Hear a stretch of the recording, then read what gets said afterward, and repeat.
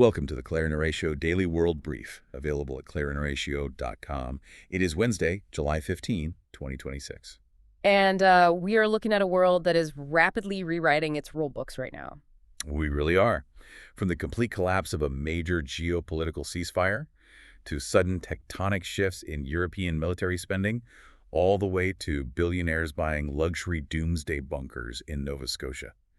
We are tracking how global instability is trickling all the way down to your grocery deliveries. And we should begin in the Middle East because the U.S.-Iran ceasefire is completely over. The consequences are immediate.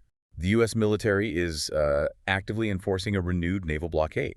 Early this week, they actually fired Hellfire missiles directly into the smokestack of an unladen oil tanker that was attempting to reach Karg Island. Which is a highly specific target. Hitting the smokestack disables the ship's propulsion without necessarily breaching the hull and causing a massive ecological disaster. But it sends a very loud, very violent message.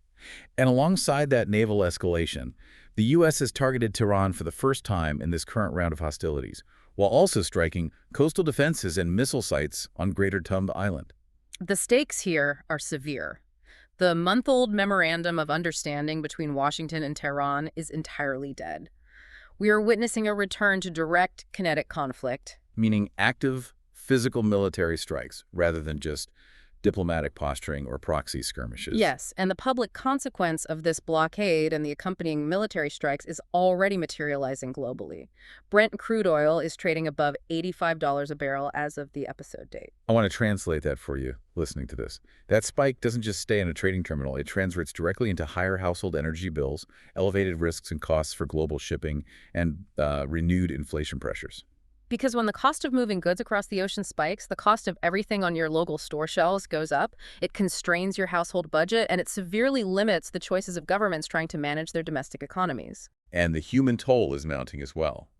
Iranian officials report over 35 killed and 300 wounded in recent days. Iran has retaliated by targeting U.S. military communications and storage facilities in Bahrain, Kuwait, and Jordan using drones. Meanwhile, U.S. policy has experienced severe whiplash amidst this violence. It really has.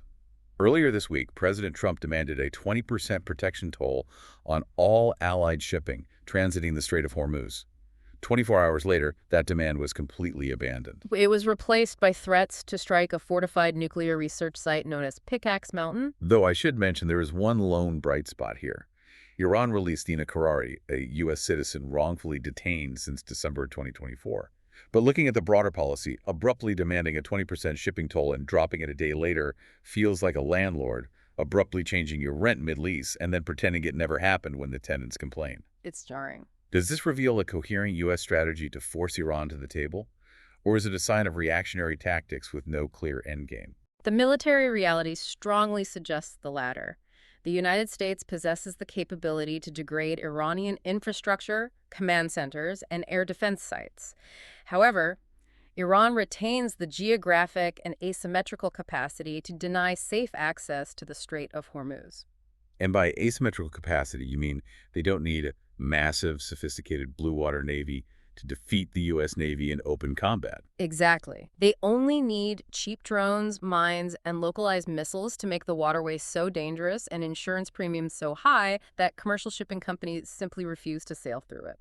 So this conflict is devolving into a grueling war of attrition. Both sides are discovering the limits of their leverage. The U.S. military can inflict damage, but the Iranian regime can absorb those strikes while continuing to exert a chokehold on a waterway vital to global commerce. Let's follow those physical and economic shockwaves because they are actively reshaping Europe, particularly Germany. We are seeing a direct security threat manifest in Berlin. The Iranian ultra-conservative newspaper Hamshari recently published a wanted list featuring German Chancellor Friedrich Merz alongside Donald Trump and Emmanuel Macron, depicting them in orange prison jumpsuits, which is framed as retaliation for the death of former Supreme Leader Ali Khamenei, whose son, Mojtaba Khamenei, has now taken power and promised retribution. And German intelligence is taking this incredibly seriously. They are actively tracking 180 individuals linked to Iranian security services operating within the country. But that security threat is compounded by a severe domestic crisis, isn't it?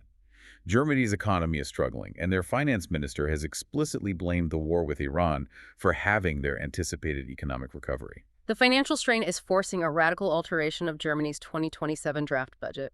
Defense spending is surging to roughly $125 billion, which is a one-third increase from 2026. To fund this rapid militarization, the government is slashing ministerial budgets and cutting development aid by over $500 million. But help me understand the mechanics of how they are actually paying for this.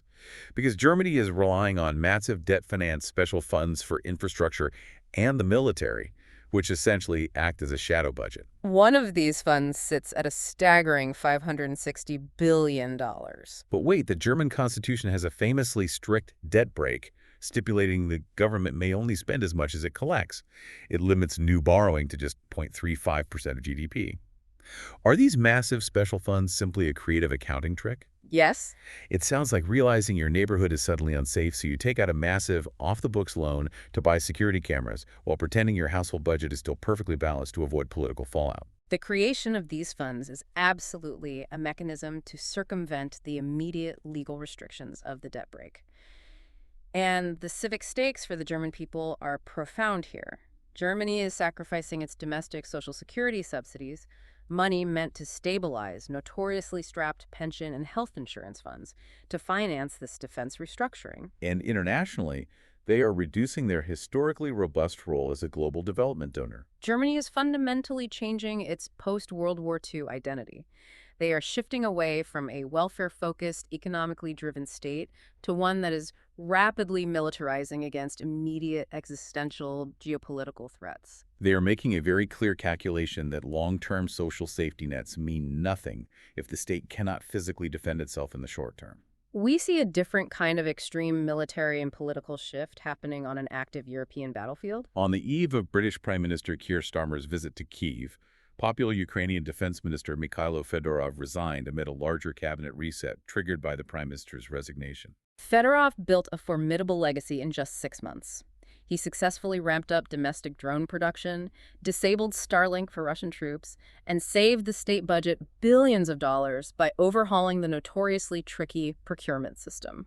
Yet he was ousted amid rumors of a feud with the military's commander-in-chief. This political upheaval comes at a precarious moment for the country's infrastructure. European Commission President Ursula von der Leyen is currently in Kyiv, sealing a bloc-wide EU drone deal designed to combine Ukrainian ingenuity with Europe's industrial scale. Simultaneously, the physical toll of the war is worsening.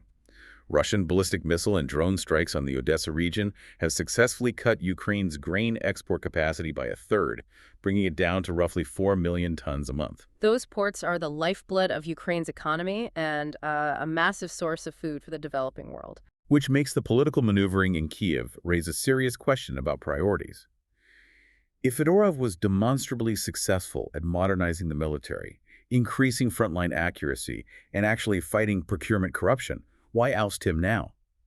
Is domestic political infighting actively undermining Ukraine's military efficacy at a time when their export infrastructure is being dismantled? The removal of a highly effective minister during an existential war points to a dangerous friction between military command structures and civilian reform efforts. When a state is under immense pressure, internal power dynamics and personal loyalties often override objective performance metrics. So a civilian minister successfully cutting billions in wasteful procurement inevitably steps on toes and disrupts established military hierarchies. That kind of institutional friction is a vulnerability that adversaries look to exploit. By the way, for more daily briefings, brain candy explainers, and classic audiobooks, visit clarenarratio.com. We are watching military command structures and civilian governance collide in Kyiv, but there's a different kind of institutional stress test happening right now in Washington, D.C. Acting U.S. Attorney General Todd Blanche recently faced a tense confirmation hearing on Capitol Hill. Blanche formally apologized to survivors for the Justice Department's botched rollout of the Epstein files. He acknowledged that the agency made 1% redaction errors across millions of released pages, which ended up exposing sensitive information. Blanche also had to answer for the controversial $1.7 billion anti-weaponization fund. This was part of a broader settlement between President Trump, his businesses, and the IRS, designed to compensate individuals who believed they were unfairly targeted by the government. A federal judge nullified that settlement earlier this week. Under questioning, Blanche confirmed on the record that the fund is completely dead. Additionally, he explicitly stated that President Trump is not eligible to run for a third term in 2028 under the U.S. Constitution. But here is where the public perception gets incredibly complicated. Blanche served as Trump's personal criminal defense attorney in 3 major cases before leading the Department of Justice. How does the justice system maintain any semblance of the public's trust when the line between a president's personal lawyer and the nation's top law enforcement officer is seemingly erased? Maintaining public trust in that scenario relies entirely on the resilience of the surrounding institutions. The federal judge quashing the IRS settlement is a prime example of the courts acting as a check on executive overreach. Because when the executive branch blurs the lines between personal loyalty and public duty, the burden shifts entirely to the judiciary and the legislature to enforce boundaries. The confirmation hearing itself is a mechanical lever of transparency. By forcing Blanche to sit under oath, explicitly disavow the Anti-Weaponization Fund, and affirm constitutional term limits on the record, the legislature is demonstrating those institutional guardrails actively attempting to hold. While governments in Washington, Berlin, and Kyiv are consumed by defense budgets, political appointments, and institutional battles, a completely separate elemental crisis is dictating human survival. A newly published UN report projects that global extreme poverty will hit 10% in 2026. And at the exact moment this need is peaking, official development assistance has plummeted by a record 23%. We just talked about Germany cutting $500 million in aid to fund their military, and that is happening globally. Nations are prioritizing military spending over humanitarian aid. Because of this, over 2 billion people currently face moderate or severe food insecurity. The human impact of this resource diversion is colliding with record global temperatures. Heat is establishing itself as the new dividing line for survival. In Italy, delivery riders for platforms like Glovo and Deliveroo are staging strikes over unsafe working conditions as temperatures hit 40 degrees Celsius. That's 104 degrees Fahrenheit. The conditions are so physically dangerous that city authorities in Milan have had to ban midday deliveries entirely. Workers are demanding solutions that protect their health without forcing them to lose essential wages. They are caught between risking heat stroke or missing rent. Now contrast that struggle for basic safety on the streets of Milan with a development happening right now in Daybert, Nova Scotia. A Canadian crypto mogul is converting a 64,000 square foot Cold War nuclear bunker into 50 luxury doomsday condos targeted specifically at billionaires. This complex offers biometric access, private airport access, a self-sustaining food source, around-the-clock medical services, and OLED lighting designed to artificially replicate natural sunlight. There's a grotesque irony here. The exact same geopolitical instability, resource scarcity, and climate crises that are driving global extreme poverty are simultaneously fueling a $500 million luxury prepper industry for the ultra-wealthy. They are installing fake digital sunlight to hide from the actual sun.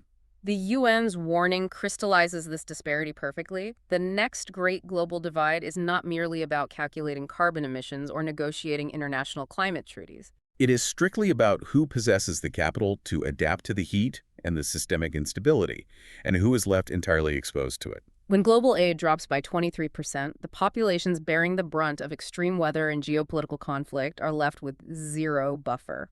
The ability to survive extreme temperatures, to secure clean water, and to access reliable food is transitioning from a fundamental public health right into a privatized luxury commodity. Which means as we watch global governments pour hundreds of billions of dollars into defense contracts and shadow budgets to prepare for war, the ultimate measure of global stability might not be found in military readiness or institutional guardrails.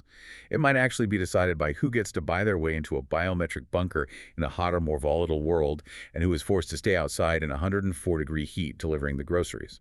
Thank you for listening. For more daily world briefs and classic audiobooks, visit clarinhoratio.com.